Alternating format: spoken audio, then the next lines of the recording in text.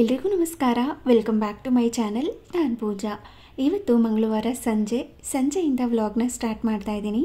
Evening ಸ್ನ್ಯಾಕ್ಸ್ಗೋಸ್ಕರ paper ಅವಲಕ್ಕಿ ಚಿವಡಾನ ಮಾಡಿದ್ದೆ. ತುಂಬ ಸಿಂಪಲಾಗಿ ಮಾಡ್ಕೋಬೋದು, ಅಷ್ಟೇ ಟೇಸ್ಟಿಯಾಗಿರುತ್ತೆ. ಆ ರೆಸಿಪಿ ಕೂಡ ಶೇರ್ ಮಾಡ್ತಾ ಇದ್ದೀನಿ. ಹಾಗೆಯೇ ತುಂಬ ದಿನದಿಂದ ಕಮೆಂಟ್ ಬರ್ತಾ ಇದ್ದಿತ್ತು, ಪೂಜಾ ಎಷ್ಟೊಂದು ಕೆಲಸ ಮಾಡ್ತೀರಾ, ನಿಮಗೆ ಬೋರೇ ಆಗೋದಿಲ್ವಾ, ಯಾವ ರೀತಿ ಮೋಟಿವೇಟ್ ಆಗಿ ಕೆಲಸಗಳನ್ನ ಮಾಡ್ಕೋತೀರಾ ಮನೆ ಕೆಲಸಗಳನ್ನ ಅಂತ ಕಮೆಂಟ್ ಬರ್ತಾನೆ ಇತ್ತು. ಅದ್ರ ಬಗ್ಗೆನೂ ಕೂಡ ಇವತ್ತಿನ ವಿಡಿಯೋದಲ್ಲಿ ಶೇರ್ ಮಾಡ್ತಾ ಇದ್ದೀನಿ. ವಿಡಿಯೋನ ಎಲ್ಲೂ ಕೂಡ ಸ್ಕಿಪ್ ಮಾಡದೆ ನೋಡಿ. ಇನ್ ಕೇಸ್ ವಿಡಿಯೋ ಇಷ್ಟ ಆಗಿದ್ದರೆ, ನಿಮಗೂ ಏನಾದರೂ ಯೂಸ್ಫುಲ್ ಅನಿಸಿದ್ರೆ ಪ್ಲೀಸ್ ಒಂದು ಲೈಕ್ ಮಾಡಿ. ಹಾಗೆ ನಿಮ್ಮ ಫ್ರೆಂಡ್ಸ್ ಆ್ಯಂಡ್ ಫ್ಯಾಮಿಲಿಗೆಲ್ಲ ಈ ವಿಡಿಯೋನ ಶೇರ್ ಮಾಡಿ. ನೀವು ಒಂದು ಲೈಕ್ ಮಾಡೋದ್ರಿಂದ ನನಗೆ ತುಂಬ ಅಂದರೆ ತುಂಬಾ ಮೋಟಿವೇಟ್ ಸಿಗುತ್ತೆ. ಇಷ್ಟ ಅಂದರೆ ಪ್ಲೀಸ್ ಒಂದು ಲೈಕ್ ಮಾಡಿ. ಇವಾಗ ಅವಲಕ್ಕಿ ಚಿವಡ ಮಾಡ್ಕೊಳ್ಳೋದಕ್ಕೆ ಕೆಲವೊಂದಷ್ಟು ಪದಾರ್ಥಗಳನ್ನೆಲ್ಲ ಎತ್ತಿಟ್ಕೋತಾ ಇದ್ದೀನಿ. ಕಡಲೆ ಬೀಜ, ಕಡಲೆ, ಗೋಡಂಬಿ, ಬಾದಾಮಿ, ಹಾಗೆಯೇ ಒಣ ದ್ರಾಕ್ಷಿ, ಕರಿಬೇವಿನ ಸೊಪ್ಪು, ಒಣಗಿರುವಂಥ ಮೆಣಸಿನ್ಕಾಯಿ, ಹಸಿಮೆಣಸಿನ್ಕಾಯಿ ಎಲ್ಲನೂ ಕೂಡ ಎತ್ತಿಟ್ಕೊಂಡಿದ್ದೀನಿ. ಹಸಿಮೆಣಸಿನ್ಕಾಯಿನ ಈ ರೀತಿ ಸ್ಲಿಟ್ ಮಾಡ್ಕೋಬೇಕು. ಸಣ್ಣದಾಗಿಯೂ ಕೂಡ ಕಟ್ ಮಾಡಿ ಸೇರಿಸ್ಕೋಬೋದು, ಈ ರೀತಿ ಸ್ಲಿಟ್ ಕೂಡ ಮಾಡ್ಕೋಬೋದು. ಗ್ರಾಸರೀಸ್ನೆಲ್ಲ ಖಾಲಿ ಆದಂಗೆ ಆವಾಗಲೇ ಬಾಕ್ಸ್ನೆಲ್ಲ ಕ್ಲೀನ್ ಮಾಡಿಕೊಂಡು, ಕಂಟೈನರ್ನೆಲ್ಲ ಕ್ಲೀನ್ ಮಾಡಿಕೊಂಡು ಅಂದರೆ ವಾಶ್ ಮಾಡಿಕೊಂಡು ಡ್ರೈ ಆಗೋದಕ್ಕೆ ಬಿಟ್ಕೊಂಡ್ರೆ ನಾವು ಮತ್ತೆ ರೀಫಿಲ್ ಮಾಡ್ಕೊಳ್ಳೋವಾಗ ತುಂಬ ಈಸಿ ಆಗುತ್ತೆ. ಬೇಗ ಹುಳ ಎಲ್ಲ ಬೀಳೋದಿಲ್ಲ, ತುಂಬ ನೀಟಾಗಿ ಮೇಂಟೈನ್ ಮಾಡ್ಬೋದು. ಲಾಸ್ಟ್ ಟೈಮ್ ಕಡಲೆ ಬೀಜ ಖಾಲಿ ಆಗಿತ್ತು, ಅದೊಂದೇ ಬಾಕ್ಸ್ನ ನಾನು ತೊಳೆದು ಇಟ್ಕೊಂಡಿದ್ದೆ. ನೆಕ್ಸ್ಟ್ ಕಡಲೆ ಬೀಜ ರೀಫಿಲ್ ಮಾಡ್ಕೊಳ್ಳೋವಾಗ ಈಸಿ ಆಗುತ್ತೆ ಅಂತ. ಇದೇ ಥರ ಗ್ಲಾಸ್ ಕಂಟೈನರ್ಗಳಾಗಿರ್ಬೋದು, ಸ್ಟೀಲ್ ಬಾಕ್ಸ್ಗಳಾಗಿರ್ಬೋದು, ಪ್ಲಾಸ್ಟಿಕ್ ಬಾಕ್ಸ್ಗಳಾಗಿರ್ಬೋದು, ಯಾವುದೇ ಆದ್ರೂ ಕೂಡ ಒಂದು ಸಾರಿ ಗ್ರಾಸರೀಸ್ ಎಲ್ಲ ಖಾಲಿ ಆದಾಗ ನೀಟಾಗಿ ಒಂದೇ ಬಾಕ್ಸ್ ಇದ್ರೂ ಪರವಾಗಿಲ್ಲ, ಅದನ್ನು ನೀಟಾಗಿ ಕ್ಲೀನ್ ಮಾಡಿಕೊಂಡು ಡ್ರೈ ಆದ ನಂತರ ಗ್ರಾಸರೀಸ್ನೆಲ್ಲ ರೀಫಿಲ್ ಮಾಡಿಕೊಂಡ್ರೆ ತುಂಬ ಹೈಜೀನಾಗಿ ಮೇಂಟೈನ್ ಮಾಡ್ಬೋದು. ನೋಡೋದಕ್ಕೂ ಕೂಡ ತುಂಬಾ ಚೆನ್ನಾಗಿ ಕಾಣಿಸುತ್ತೆ. ಹಾಗೆ ಇಲ್ಲಿ ಅವಲಕ್ಕಿ ಚಿವಡ ಮಾಡ್ಕೊಳ್ಳೋದಕ್ಕೆ ಬೆಳ್ಳುಳ್ಳಿನೂ ಕೂಡ ಕ್ರಷ್ ಮಾಡಿ ಎತ್ತಿಟ್ಕೊಂಡಿದ್ದೀನಿ. ಹಾಗೆ ಸ್ವಲ್ಪ ಕೊಬ್ಬರಿನೂ ಕೂಡ ಈ ರೀತಿ ಸ್ಲೈಸಸ್ ಮಾಡಿ ಎತ್ತಿಟ್ಕೊಂಡಿದ್ದೀನಿ. ಹಾಗೆ ಇಲ್ಲಿ ನಾರ್ಮಲ್ ಆಗಿ ಪೇಪರ್ ಅವಲಕ್ಕಿ ಬರುತ್ತಲ್ವ, ಅದಕ್ಕಿಂತ ಒಂದು ಲೇಯರ್ ದಪ್ಪ ಇರೋ ಥರ ಅವಲಕ್ಕಿನ ತೊಗೊಂಡಿದ್ದೀನಿ. ಅಂದರೆ ಇದು ತಿನ್ನ ಅವಲಕ್ಕಿ. ನಾರ್ಮಲ್ ಆಗಿ ಪೇಪರ್ ಅವಲಕ್ಕಿ ಇನ್ನೂ ಸ್ವಲ್ಪ ತೆಳ್ಳಗಿರುತ್ತೆ. ಪೇಪರ್ ಅವಲಕ್ಕಿಗಿಂತ ಸ್ವಲ್ಪ ದಪ್ಪ ಇರೋವಂಥ ಅವಲಕ್ಕಿನ ತೊಗೊಂಡು ಒಂದು ಬಾಣಲಿಗೆ ಹಾಕಿ ಅವಲಕ್ಕಿನ ಸ್ವಲ್ಪ ಹೊತ್ತು ಈ ರೀತಿ ಬೆಚ್ಚಗೆ ಮಾಡ್ಕೋಬೇಕು. ಆವಾಗ ತಿನ್ನೋವಾಗ ತುಂಬ ಕ್ರಿಸ್ಪಿಯಾಗಿ ಚೆನ್ನಾಗಿ ಸಿಗುತ್ತೆ ಅಂತ. ಎಣ್ಣೆ ತುಪ್ಪ ಏನೂ ಹಾಕ್ತೇನೆ, ಅದನ್ನು ಡ್ರೈ ಆಗಿಯೇ ಈ ರೀತಿ ಬಿಸಿ ಮಾಡಿಕೊಂಡು ಒಂದು ತಟ್ಟೆಗೆ ಎತ್ತಿಟ್ಕೊಂಡಿದ್ದೀನಿ. ಹಾಗೆ ಅದೇ ಬಾಣಲಿಗೆ ಸ್ವಲ್ಪ ಎಣ್ಣೆ, ಅದು ಕಾದಾದ ನಂತರ ಸಾಸಿವೆನ ಹಾಕಿ ಸಿಡಿಸ್ಕೊಂಡು ಕಡಲೆ ಬೀಜ, ಅದರ ಜೊತೆಗೆ ಕ್ರಷ್ ಮಾಡಿ ಇಟ್ಕೊಂಡಿರುವಂಥ ಬೆಳ್ಳುಳ್ಳಿನೂ ಕೂಡ ಹಾಕಿ ಇದನ್ನು ಸ್ವಲ್ಪ ಹೊತ್ತು ಕ್ರಿಸ್ಪಿಯಾಗಿ ಆಗೋ ತನಕ ಬೆಳ್ಳುಳ್ಳಿ ಚೆನ್ನಾಗಿ ಫ್ರೈ ಆಗಿರಬೇಕು. ಘಮ ಬರ್ತಾ ಇರುತ್ತೆ, ಅಲ್ಲಿ ತನಕ ಅದನ್ನು ಫ್ರೈ ಮಾಡ್ಕೋಬೇಕು. ನಂತರ ಅದಕ್ಕೆ ಗೋಡಂಬಿ, ಬಾದಾಮಿ, ಒಣಗಿರುವಂಥ ಮೆಣಸಿನ್ಕಾಯಿ, ಹಾಗೆಯೇ ಸ್ವಲ್ಪ ಕಡಲೆನೂ ಕೂಡ ಸೇರಿಸ್ಕೊತಾ ಇದ್ದೀನಿ. ಇಷ್ಟನ್ನು ಹಾಕಿ ಮತ್ತೆ ಇದನ್ನು ಲೋ ಫ್ಲೇಮ್ ಟು ಮೀಡಿಯಮ್ ಫ್ಲೇಮ್ನಲ್ಲೇ ಇಟ್ಕೊಂಡು ಇದೆಲ್ಲವೂ ಕೂಡ ಕ್ರಿಸ್ಪಿಯಾಗಿ ಆಗಬೇಕು. ಅಲ್ಲಿ ತನಕ ಇದನ್ನು ಹೀಗೇ ಮಿಕ್ಸ್ ಮಾಡಿಕೊಂಡು ಫ್ರೈ ಮಾಡ್ಕೋಬೇಕು. ಅದಾದ ನಂತರ ಇದಕ್ಕೆ ಸ್ಲಿಟ್ ಮಾಡಿ ಇಟ್ಕೊಂಡಿದ್ವಿ ಅಲ್ವಾ ಹಸಿಮೆಣಸಿನ್ಕಾಯಿ, ಅದನ್ನು ಸೇರಿಸ್ಕೊಂಡಿದ್ದೀನಿ. ಹಾಗೆ ಸ್ವಲ್ಪ ಕರಿಬೇವಿನ ಸೊಪ್ಪು, ಸ್ಲೈಸಸ್ ಮಾಡಿ ಇಟ್ಕೊಂಡಿರುವಂತಹ ಕೊಬ್ಬರಿಯ ಚೂರುಗಳನ್ನು ಕೂಡ ಹಾಕಿ ಇನ್ನೊಮ್ಮೆ ಇದನ್ನು ಚೆನ್ನಾಗಿ ಮಿಕ್ಸ್ ಮಾಡಿಕೊಂಡು ಫ್ರೈ ಮಾಡ್ಕೋತಾ ಇದ್ದೀನಿ. ಕೊಬ್ಬರಿನೂ ಕೂಡ ಕ್ರಿಸ್ಪಿಯಾಗಿ ಆಗಿರಬೇಕು, ಅಲ್ಲಿ ತನಕ ಅದನ್ನು ಫ್ರೈ ಮಾಡಿಕೊಂಡು ಸ್ವಲ್ಪ ಅರಿಶಿನ ಪುಡಿ, ರುಚಿಗೆ ತಕ್ಕಷ್ಟು ಉಪ್ಪನ್ನು ಸೇರಿಸಿ ಚಿಟಿಕೆಯಷ್ಟು ಹಿಂಗನ್ನು ಹಾಕಿ ಇನ್ನೊಮ್ಮೆ ಇದನ್ನು ಸಿಮ್ನಲ್ಲೇ ಇಟ್ಕೊಂಡು ಚೆನ್ನಾಗಿ ಮಿಕ್ಸ್ ಮಾಡ್ಕೋಬೇಕು. ಅರಿಶಿನ ಪುಡಿ ಹಾಕಿದ ನಂತರ ಸ್ವಲ್ಪ ಹೊತ್ತು ಚೆನ್ನಾಗಿ ಮಿಕ್ಸ್ ಮಾಡಿಕೊಂಡು ಫ್ರೈ ಮಾಡ್ಕೊಳ್ಳಿ. ಅರಿಶಿನ ಪುಡಿದು ಹಸಿ ವಾಸನೆ ಎಲ್ಲ ಇರುತ್ತಲ್ವ, ಅದೆಲ್ಲ ಹೋಗಬೇಕು ಅಂತ. ನಂತರ ಅದಕ್ಕೆ ಸ್ವಲ್ಪ ಡ್ರೈ ರೋಸ್ಟ್ ಮಾಡಿ ಇಟ್ಕೊಂಡಿರೋಂತಹ ಪೇಪರ್ ಅವಲಕ್ಕಿನ ಹಾಕಿ ಅದ್ರ ಮೇಲೆ ಸ್ವಲ್ಪ ಸಕ್ಕರೆನ ಪುಡಿ ಮಾಡಿಕೊಂಡು ಸೇರಿಸ್ಕೊಂಡಿದ್ದೀನಿ. ಸೇರಿಸಿದ ನಂತರ ಇದನ್ನು ಚೆನ್ನಾಗಿ ಮಿಕ್ಸ್ ಮಾಡ್ಕೋಬೇಕು. ಫ್ಲೇಮ್ನ ಆಫ್ ಮಾಡಿಕೊಂಡು ಇದನ್ನು ಮಿಕ್ಸ್ ಮಾಡ್ಕೋಬೇಕು. ಎಲ್ಲವೂ ಕೂಡ ಚೆನ್ನಾಗಿ ಹೊಂದ್ಕೋಬೇಕು. ಆ ರೀತಿ ಅದನ್ನು ಮಿಕ್ಸ್ ಮಾಡ್ಕೊಂಡಿದ್ದೀನಿ. ನೋಡ್ತಿದ್ದೀರಲ್ವ ಎಷ್ಟು ಚೆನ್ನಾಗಿದೆ ಅಂತ. ಜಾಸ್ತಿ ಎಣ್ಣೆ ಏನು ಬೇಡ, ನಾರ್ಮಲ್ ಆಗಿ ಸ್ವಲ್ಪ ದಪ್ಪ ಅವಲಕ್ಕಿನ ಎಣ್ಣೆಯಲ್ಲಿ ಫ್ರೈ ಮಾಡಿಕೊಂಡು ಈ ರೀತಿ ಅವಲಕ್ಕಿ ಚಿವಡ ಮಾಡ್ಕೋತೀವಿ. ಪೇಪರ್ ಅವಲಕ್ಕಿ ಇದ್ದಾಗ ಈ ರೀತಿ ಮಾಡ್ಕೋಬೋದು. ಇದು ಕೂಡ ಅಷ್ಟೇ ಟೇಸ್ಟಿಯಾಗಿರುತ್ತೆ. ನಿಮ್ಗೆ ಏನಾದ್ರೂ ಸ್ನ್ಯಾಕ್ಸ್ ತಿನ್ನಬೇಕು ಅನಿಸ್ತಾ ಇರುತ್ತೆ ಅವಾಗ ಅಂದಾಗ ಈ ರೀತಿ ಜಾಸ್ತಿ ಮಾಡಿಕೊಂಡು ಸ್ಟೋರ್ ಮಾಡ್ಕೋಬೋದು. ಆವಾಗ ಕೆಲಸ ಕೂಡ ತಪ್ಪುತ್ತೆ ನಮಗೆ ಮಾಡೋದು.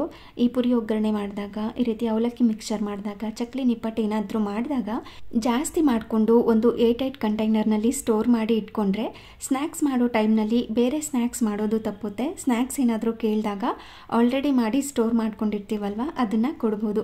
ಇದು ಒಂದು ಟಿಪ್ ಅಂತಾನೆ ಹೇಳ್ಬೋದು. ಅವಾಗವಾಗ ಸ್ನ್ಯಾಕ್ಸ್ ಮಾಡೋದಕ್ಕಿಂತ ಈ ರೀತಿ ಒಂದೇ ಸಾರಿ ಮಾಡಿಕೊಂಡು ಸ್ಟೋರ್ ಮಾಡ್ಕೋಬೋದು. ಹಾಗೆಯೇ ಅವಾಗಿಂದ ಪಾತ್ರೆಗಳನ್ನ ಅವಾಗಲೇ ಕ್ಲೀನ್ ಮಾಡ್ಕೋತೀನಿ.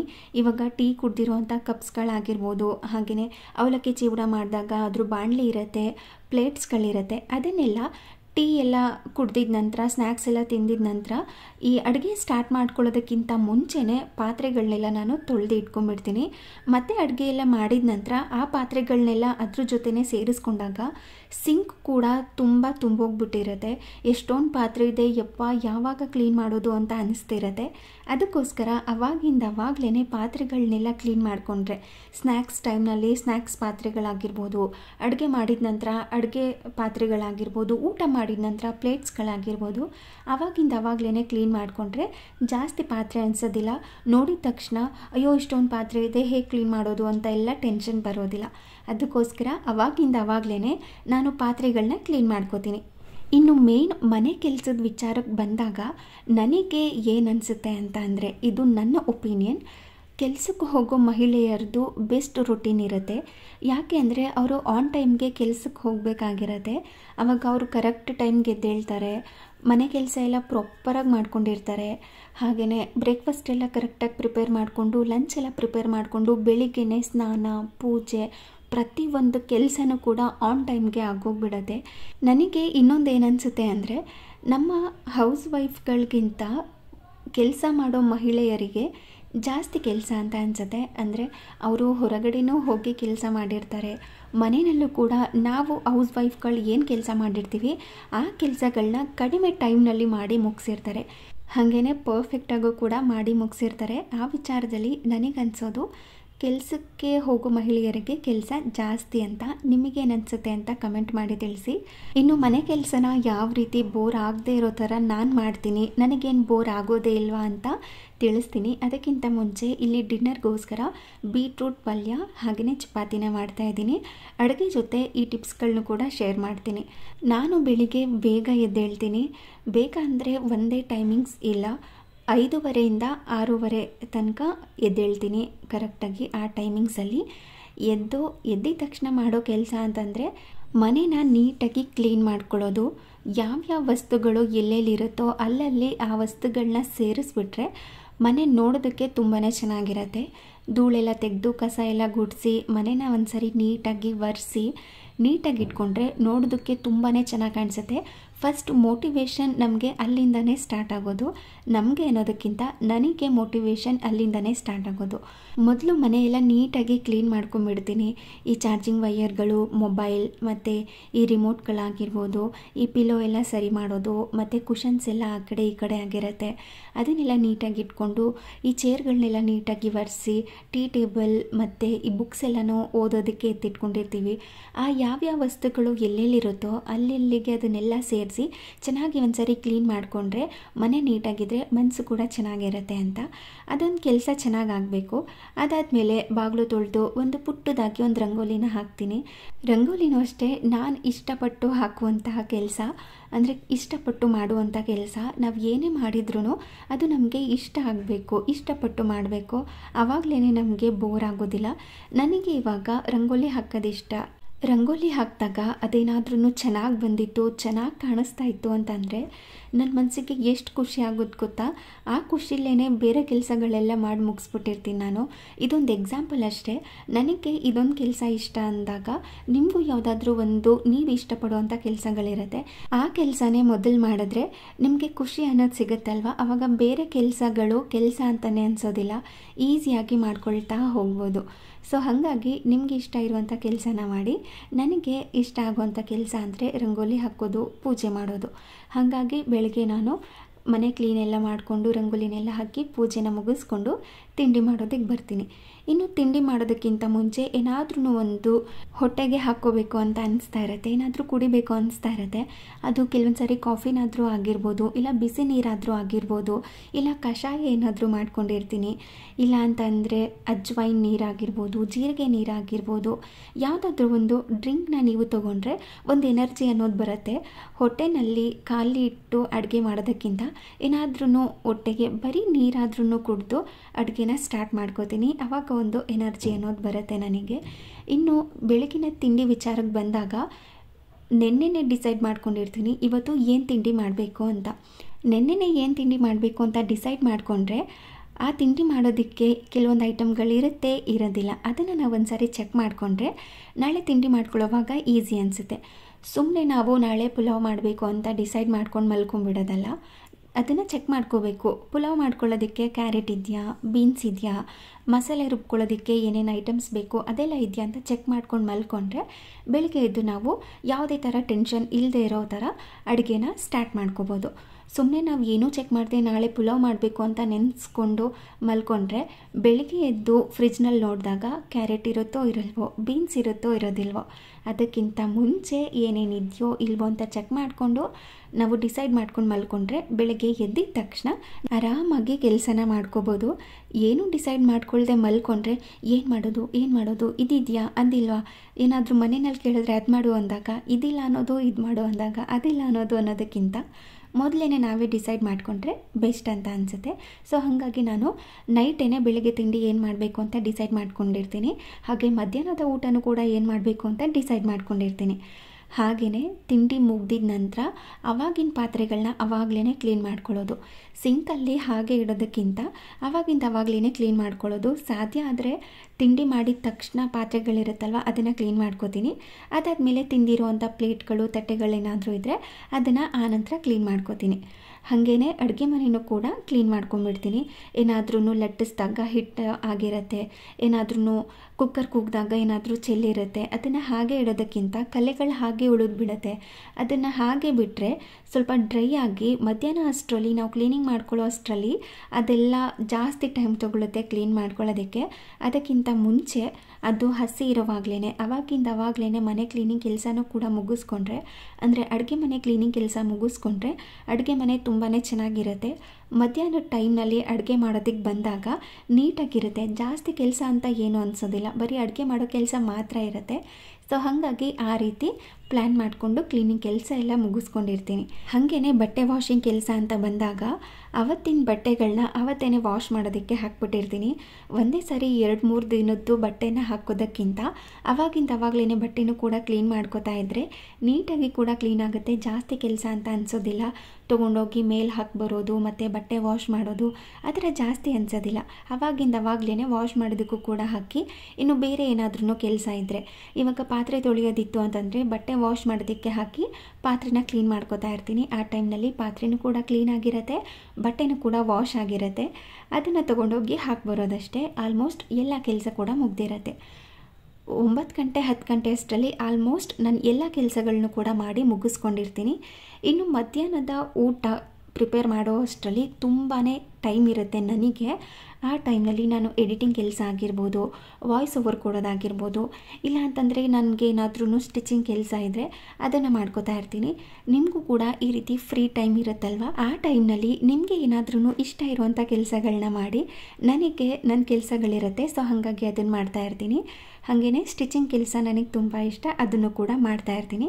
ಹಾಗೆ ನಿಮ್ಗೆ ಯಾವುದಾದ್ರೂ ಕೆಲಸ ಇಷ್ಟ ಇರುತ್ತೆ, ಯಾವುದಾದ್ರೂ ಸ್ಕಿಲ್ ಕಲಿಯೋದಾಗಿರ್ಬೋದು, ಏನಾದ್ರೂ ಒಂದು ಸ್ಕಿಲ್ನ ಕಲ್ತ್ಕೊಳ್ಳಿ ಫ್ರೀ ಟೈಮ್ನಲ್ಲಿ ನಿಮಗೆ ಇಷ್ಟ ಇರುವಂಥದ್ದು. ಆವಾಗ ನೀವು ಇಷ್ಟಪಟ್ಟು ಮಾಡಿರ್ತೀರ, ಯಾಕೆ ಆಲ್ರೆಡಿ ನಿಮಗೆ ಇಷ್ಟ ಇರುತ್ತೆ, ನಿಮಗೆ ಇಂಟ್ರೆಸ್ಟ್ ಇರುತ್ತೆ. ಸೊ ಹಾಗಾಗಿ ಆ ಕೆಲಸಗಳನ್ನ ಆ ಟೈಮ್ನಲ್ಲಿ ಮಾಡ್ಕೋಬೋದು. ಇನ್ನು ಅಡುಗೆ ವಿಚಾರಕ್ಕೆ ಬಂದಾಗ ನಾನೇನು ಮಾಡ್ತೀನಿ ಅಂದರೆ ರಾತ್ರಿಗೂ ಆಗೋ ಥರನೇ ಮಧ್ಯಾಹ್ನನೇ ಅಡುಗೆನ ಮಾಡ್ಕೊಂಡಿರ್ತೀನಿ. ಒನ್ ಟೈಮ್ಗೆ ಕರೆಕ್ಟಾಗಿ ಆಗೋ ಥರ ಅಂತೂ ನಾವು ಅಡುಗೆ ಮಾಡಿರೋದಿಲ್ಲ, ಅದು ನಮಗೆ ಗೊತ್ತಿರುತ್ತೆ. ಇನ್ನೊಂದು ಟೈಮ್ಗೆ ಆಗೋ ಥರ ಸ್ವಲ್ಪನಾದರೂ ಜಾಸ್ತಿ ಮಿಕ್ಕೊಂಡಿರುತ್ತೆ. ಅದಕ್ಕೋಸ್ಕರ ಮಾಡೋವಾಗಲೇ ಸ್ವಲ್ಪ ಜಾಸ್ತಿ ಮಾಡಿಕೊಂಡ್ರೆ ಸಾಯಂಕಾಲಕ್ಕೂ ಕೂಡ ಆಗುತ್ತೆ, ಅಂದರೆ ರಾತ್ರಿಗೂ ಕೂಡ ಆಗುತ್ತೆ. ರಾತ್ರಿ ಅಡುಗೆ ಕೆಲಸ ತಪ್ಪುತ್ತೆ. ಇದಂತೂ ನಾನು ಯಾವಾಗಲೂ ಫಾಲೋ ಮಾಡ್ತೀನಿ. ನಮ್ಮ ಮನೆಯಲ್ಲೂ ಕೂಡ ನಮ್ಮ ಮನೆಯವರು ಅದನ್ನೇ ಹೇಳ್ತಿರ್ತಾರೆ.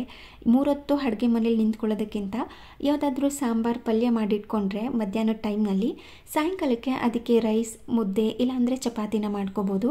3 ಟೈಮು ಯಾಕೆ ಅಷ್ಟೊಂದು ಕಷ್ಟಪಡ್ತೀಯಾ, ಮಧ್ಯಾಹ್ನನೇ ಮಾಡಿಟ್ಕೊ ಅಂತ. ಸೊ ಹಾಗಾಗಿ ಮಧ್ಯಾಹ್ನನೇ ಮಾಡಿ ಇಟ್ಕೊಂಡಿರ್ತೀನಿ. ಮಧ್ಯಾಹ್ನ ಅಡುಗೆ ಮಾಡಿದಾಗ ಅದು ಮಿಕ್ಕೊಂಡಿರುತ್ತೆ, ಅದೇ ಸಾಯಂಕಾಲಕ್ಕೂ ಕೂಡ ಆಗುತ್ತೆ. ಇದೇ ಥರ ನೀವು ಪ್ಲ್ಯಾನ್ ಮಾಡಿಕೊಂಡ್ರೆ ಬೆಸ್ಟ್ ಅನಿಸುತ್ತೆ.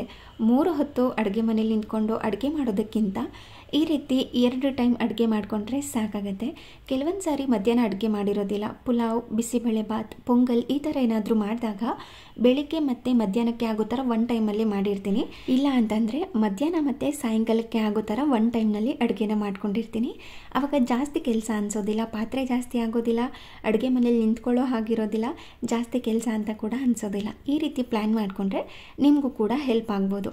ಇನ್ನು ಬೇರೆ ಮನೆ ಕೆಲಸ ಎಲ್ಲ ಮಾಡ್ಕೊಳ್ಳೋವಾಗ ಬೋರ್ ಆಗುತ್ತೆ ಅಂತ ಅಂದರೆ ನಾವು ಒಬ್ಬರೇ ಇರ್ತೀವಿ ಕೆಲವೊಂದು ಸಾರಿ. ಆ ಟೈಮ್ನಲ್ಲಿ ಸೈಲೆನ್ಸಲ್ಲೇ ಅಡುಗೆ ಮಾಡೋದು, ಸೈಲೆನ್ಸಲ್ಲೇ ಏನೂ ಮಾತಾಡದೆ ಮನೆ ಕೆಲಸ ಮಾಡ್ತಾಯಿದ್ರೆ ಡೆಫಿನೆಟ್ಲಿ ಬೋರ್ ಆಗುತ್ತೆ. ನನಗೂ ಕೂಡ ತುಂಬ ಅಂದರೆ ತುಂಬಾ ಬೋರ್ ಆಗುತ್ತೆ. ಆವಾಗ ಟಿ ವಿ ಆನ್ ಮಾಡ್ಕೋತೀನಿ ನಾನು. ಯಾರೂ ಇಲ್ಲ ಅಂದಾಗ ಟಿ ವಿ ನೋಡದೇ ಇದ್ರೂ ಕೂಡ ನಮ್ಮ ಮನೆಯಲ್ಲಿ ಟಿ ವಿ ನಡೀತಾನೆ ಇರುತ್ತೆ. ಹಾಗೆ ಇಲ್ಲ ಅಂದರೆ ಸಾಂಗ್ ಕೇಳ್ತಾ ಅಡುಗೆ ಮನೆಯಲ್ಲಿ ಒಂದು FM ಹಾಕ್ಕೊಂಡು ಸಾಂಗ್ ಕೇಳ್ತಾ ಅಡುಗೆ ಮಾಡ್ತಾಯಿರ್ತೀನಿ. ಅದು ಕೂಡ ನನಗೆ ಇಷ್ಟ ಆಗುವಂಥ ಸಾಂಗ್ಸ್ಗಳನ್ನ ಹಾಕ್ಕೊಂಡು ನಾನು ಕೂಡ ಅದ್ರ ಜೊತೆ ಹಾಡ್ಕೊಳ್ತಾ ಮನೆ ಕೆಲಸ ಮಾಡ್ತಾಯಿರ್ತೀನಿ. ಇಲ್ಲ ಅಂತಂದರೆ ಅಡುಗೆ ಕೆಲಸ ಮಾಡ್ತಾಯಿರ್ತೀನಿ. ನಾವು ಮಾಡೋ ಕೆಲಸದ ಜೊತೆ ನಮಗೆ ಇಷ್ಟ ಆಗುವಂಥ ಕೆಲಸಗಳನ್ನ ನಾವು ಅಡಾಪ್ಟ್ ಮಾಡ್ಕೋಬೇಕು ಲೈಫಲ್ಲಿ. ಅಂದರೆ ಈಗ ನನಗೆ ಹಾಡು ಕೇಳೋದು ಇಷ್ಟ, ಅದು ನನಗಿಷ್ಟ ಆಗುವಂಥ ಹಾಡು ಕೇಳ್ತಾ ಇದ್ದರೆ ನನಗೆ ಮನಸ್ಸಿಗೆ ಖುಷಿ ಆಗ್ತಾ ಇರುತ್ತೆ. ಇನ್ನು ಬೋರ್ ಆಗುವಂಥ ಕೆಲಸ ಏನಾದರೂ ಇದ್ದರೆ ಅದು ನನಗೆ ಅಷ್ಟೊಂದು ಬೋರ್ ಅಂತ ಅನಿಸೋದಿಲ್ಲ. ಇನ್ನು ಅಡುಗೆ ಮಾಡಿ ಬೋರ್ ಆಗಲ್ವ ಪೂಜಾ ಅಂದರೆ ಡೆಫಿನೆಟ್ಲಿ ಬೋರ್ ಆಗುತ್ತೆ. ನಮಗೇನಾದರೂ ಬೋರ್ ಆದಾಗ ಹೊರಗಡೆಯಿಂದ ತರಿಸ್ಕೊಂಡಿರ್ತೀವಿ, ಇಲ್ಲಾಂದರೆ ಹೊರಗಡೆ ಹೋಗಿ ತಿನ್ಕೊಂಬರೋದು. ಈ ರೀತಿ ಅಂತೂ ಮಾಡೇ ಮಾಡ್ತೀವಿ. ಮನೆಯಲ್ಲಿ ತುಂಬಾ ಸಪೋರ್ಟಿವ್ ಆಗಿರ್ತಾರೆ. ನನಗೆ ಪಾತ್ರೆ ತೊಳೆಯೋದು ಆಗ್ತಾಯಿಲ್ಲ ಅಂದಾಗ ನಮ್ಮ ಅತ್ತೆಗೆ ಹೇಳ್ತೀನಿ, ನಮ್ಮ ಅತ್ತೆ ಆರಾಮಾಗಿ ಪಾತ್ರೆ ತೊಳ್ಕೊಡ್ತಾರೆ. ಇನ್ನು ಮನೆ ಕೆಲಸ ನಾನು ಕಸ ಎಲ್ಲ ಗುಡಿಸ್ಕೊಂಡ್ರೆ ನಮ್ಮ ಅತ್ತೆ ಮನೆ ಒರೆಸ್ಕೊಟ್ಟಿರ್ತಾರೆ. ಆಲ್ಮೋಸ್ಟ್ ಎಲ್ಲ ಕೆಲಸಗಳನ್ನೂ ನಾನೇ ಮಾಡ್ಕೋತೀನಿ. ಕೆಲವೊಂದು ಸಾರಿ ಬೋರ್ ಆದಾಗ ನಮ್ಮ ಅತ್ತೆ ಕೈಲಿ ಕೂಡ ಕೆಲಸನ ಮಾಡಿಸ್ತೀನಿ. ಹಾಗೆಯೇ ಅಡುಗೆ ಮಾಡಿ ಬೋರ್ ಆಯಿತು ಅಂತ ಅಂದಾಗ ನಮ್ಮ ಮನೆಯವರು ಆನ್ಲೈನಿಂದ ಆರ್ಡರ್ ಮಾಡ್ತಾರೆ. ಆರಾಮಾಗಿ ನೆಮ್ಮದಿಯಾಗಿ ಕೂತ್ಕೊಂಡು ತಿನ್ನೋದಷ್ಟೇ. ನೀವು ಏನಾದರೂ ಬೋರ್ ಆಗುವಂಥ ಕೆಲಸ ಏನಾದರೂ ಮಾಡ್ತಿದ್ರೆ ಅದ್ರ ಜೊತೆ ನಿಮಗಿಷ್ಟ ಆಗುವಂಥ ಕೆಲಸಗಳನ್ನ ಅಡಾಪ್ಟ್ ಮಾಡ್ಕೊಳ್ಳಿ. ಆವಾಗ ನಿಮಗೆ ಅಷ್ಟೊಂದು ಬೋರ್ ಅನಿಸೋದಿಲ್ಲ. ಇದಾಗಿತ್ತು ಇವತ್ತಿನ ವಿಡಿಯೋ. ಈ ವಿಡಿಯೋ ನಿಮಗೆ ಸ್ವಲ್ಪನಾದರೂ ಇಷ್ಟ ಆಗಿದ್ದರೆ, ಯೂಸ್ಫುಲ್ ಅನಿಸಿದ್ರೆ ಪ್ಲೀಸ್ ಒಂದು ಲೈಕ್ ಮಾಡಿ. ಹಾಗೆ ನಿಮ್ಮ ಫ್ರೆಂಡ್ಸ್ ಆ್ಯಂಡ್ ಫ್ಯಾಮಿಲಿಗೆಲ್ಲ ವಿಡಿಯೋನ ಶೇರ್ ಮಾಡಿ.